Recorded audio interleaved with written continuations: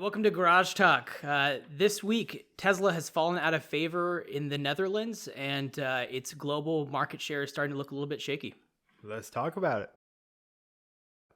So last month and the previous month, Tesla's Model 3, which is their mass sedan, mass market sedan, has been number one for a long time. Tesla in general has been number one in the EV space for a long time, right? Oh, yeah. Way ahead of the market, way earlier. And so naturally they sort of owned a lot of the EV sales all over the place. It's almost synonymous. Like, hey, I bought an electric car. Cool. What Tesla did you get? Right, You know? right. Yeah. Right.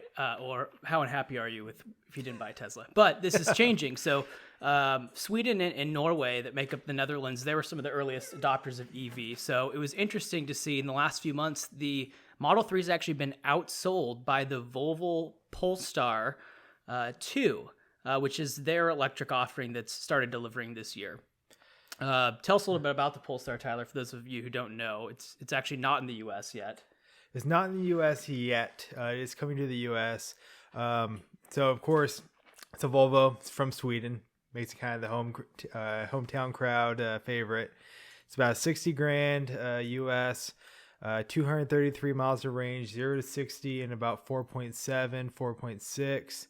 And, it's got that same Volvo kind of minimalistic? I don't think it's the right word, but minimalist look. And, overall.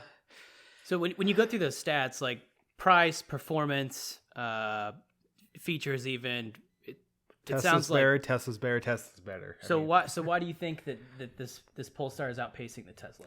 Well, I think the simple answer is because Europeans buy European cars. Here's a good example. Americans do the same thing. So you can buy a Volkswagen and it's going to have a ton of maintenance costs. It's going to have that German car fun, if you will. Over complexity. But you know what? The fit and finish is great. That's something that Tesla has been known to be. It's been a little bit of their Achilles heel, is that fit and finish, the panel gaps, all that stuff. And, it's just going to be, nice. You're not going to have the same rattles, or at least you shouldn't have the same rattles that, say, an American car would have. Or, it's hard to not get in this trap because I always want to say, Tesla's like the small guy. Mm-hmm. But they're the most valuable car company in the world. And so it's hard to keep that conceptualized. It really is. Which is, I guess, an interesting segue then. If people are picking up on other cars outside the Tesla because it's familiar, because it's brands they love and trust that are nearing, I guess, Tesla performance, what does that say about Tesla's just overall play in the global market right now? We look at Tesla's hyperinflated stock, right? They're worth more than the next three biggest car companies, right? And so we know there's a finite market for EV sales. Only so many can be bought or produced in a year. So do you think that Tesla will continue to dominate most markets? Or do you think this is a little bit of an anomaly that Tesla's getting outpaced in Sweden? Especially when you consider in China, they're still outselling by, 2-3x the next biggest EV. Well, I think that Tesla has certainly, you're not going to be disappointed by buying a Tesla ever. Their range is excellent. Their speed is excellent. They're cool enough. Just that big screen and everything. I do think though that with all the competition that's finally catching up and what we've seen is basically a no competition race of one company just hitting it out of the park. And everyone kind of catching up. I think that we're going to start to see an erosion of the Tesla market share, but I don't think that Tesla is out of this fight. I just think that they're not going to be as dominant as they currently are. That's fair. What are your thoughts on it?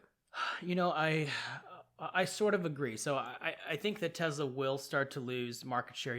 We're looking at some of the China numbers earlier. So in July of 2020, which is the last sort of official numbers, Tesla had record deliveries for their Model 3. I think they're doing like 10 or 11,000 a month now.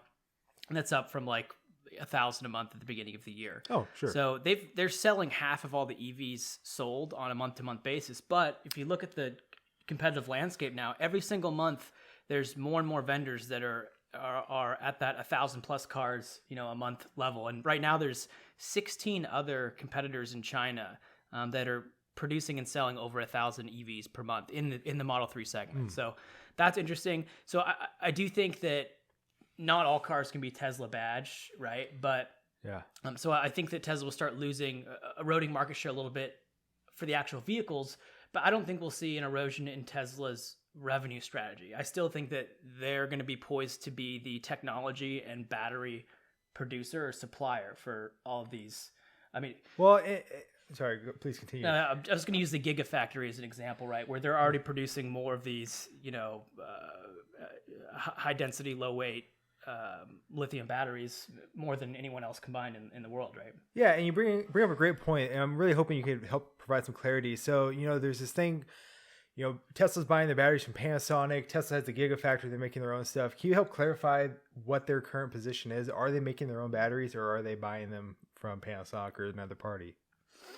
So I think it's really a mutual partnership. I think Panasonic. I don't think Panasonic or Tesla has the rights over specific batteries. As far as I understand it, Tesla really just helped invest and build out the technology in the cells that Panasonic was already producing. Because unlike most of the current EVs out there that are using these sort of large cell packs, right, that have sort of complex cooling systems and whatnot, Tesla's stuck with those, AA size laptop batteries this whole time.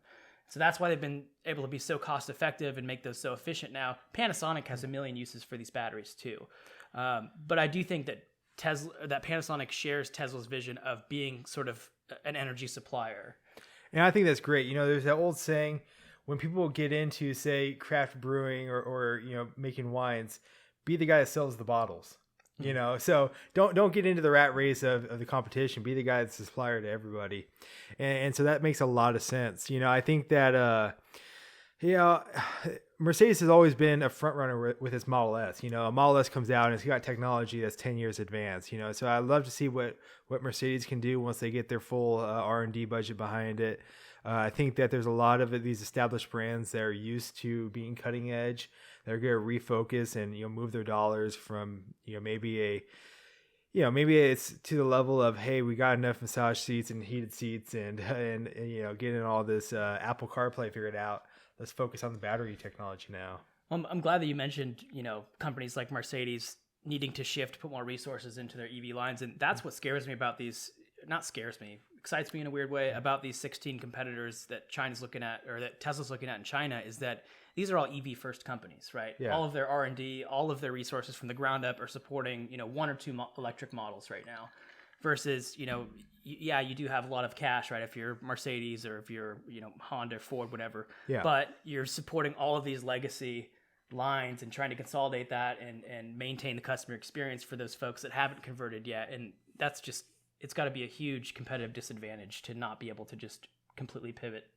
Just completely pivot and have a lot of the supply chain stuff for a global scale business like auto manufacturing is.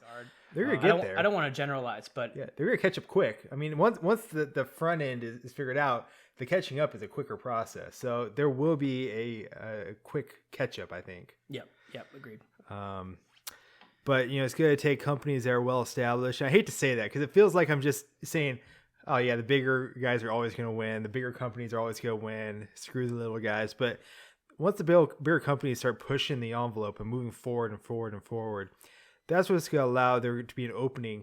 The thing about Tesla that still blows my mind is their pricing model. The ability to do a Cybertruck at $39 or a Model 3 in the 30s is just incredible when you see, just as an example, this Volvo at $60. Now, I know Volvos have always been a little more expensive than you would expect them to be, but that's quite a price difference. Quite a price difference that Tesla's able to achieve. Yeah. Would you agree with the statement that while Teslas are still cool, they can't just ride the cool wave now, right?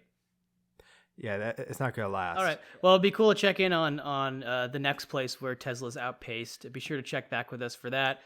Thanks for watching, guys. Please like and subscribe. We talk about the latest car news, car trends, stuff that you talk about in the garage you don't get on whatever blog you're reading. All right. Bye.